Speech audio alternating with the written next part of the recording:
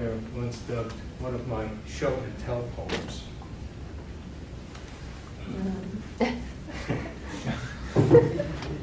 And here is the object of my telling. A genuine antique kerosene-fired tail lamp that once upon a time hung on the rear wall of the caboose. Someone asked me once if I had ever played with trains when I was a kid, and here was my answer. In memory of steam trains. Even with 70 years gone past, it's still hard to believe coal-fired steam trains passed by my house each night and morning, not 30 feet away. So close, the engineer could wave to the small boy who stood waiting at the kitchen window.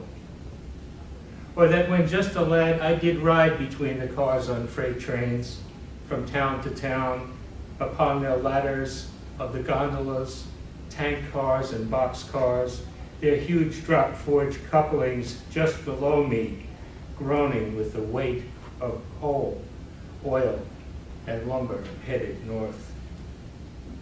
Or that on one dark night, walking home on the tracks near a trestle we called Second Tunnel, a freight train nearly ran me down. The wind so strong in my face, I never heard it coming. Not even feeling its telltale rumble on the roadbed, but only saw the gleam of its headlamp reflected on the well-polished rails ahead of me. And turning round, saw the giant engine not 100 feet away behind my back. Jumping beyond the ties and onto the roadbed, I can still hear the engine cylinders pulsing, see the steam billowing in clouds from its pistons as it roared on by.